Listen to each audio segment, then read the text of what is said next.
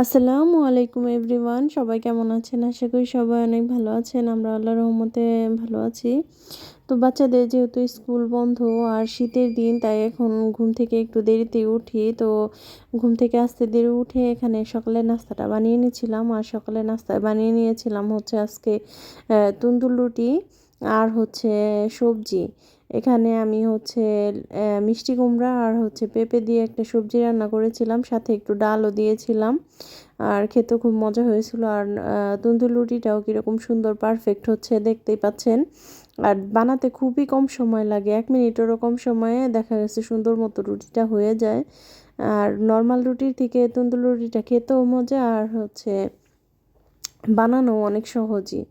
তো এখানে দেখতে পাচ্ছেন রুটিটা অনেক সুন্দর হয়েছিল, দেখতে যেমন সুন্দর হয়েছে খেতেও মজা হয়েছে, একদম ভিতরে ফ্লাফি ফ্লাফি হয়েছে।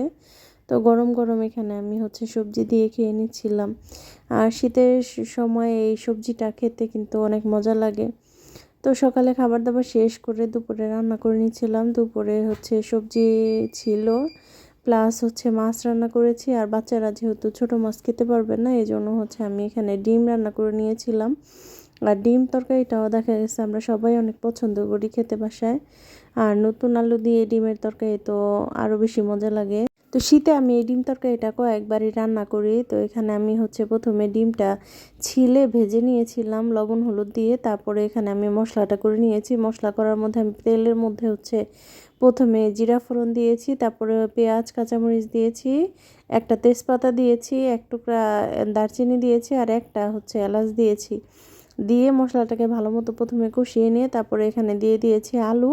আলুটা চাইলে ভেজেও নেওয়া যায়, তো আমি ভেজে না দিয়ে এমনি দিয়ে দিয়েছি। দিয়ে আলুটা একদম তেল ছেড়ে দেওয়া পর্যন্ত কষিয়ে নিব, তাহলে আলু থেকে বা মশলা থেকে যে কাঁচা গন্ধটা সেটা চলে যাবে। মশলাটা ভালো মতো কষানো হয়ে গেলে এখানে আমি হচ্ছে ঝোলের জন্য একটু পানি দিয়ে দিব। পানিটা একটু প্রথমে বেশি মনে হলেও পরে কিন্তু পানিটা একদমই ছিল না, কারণ আলুতে হচ্ছে পানিটা টেনে নিয়েছিল। আর লাস্টে বেশ কিছুটা ধনিয়া পাতা দিয়ে আমি রান্নাটা কমপ্লিট করে নিয়েছি। আর তরকারিটা খেতেও কিন্তু দারুণ হয়েছিল।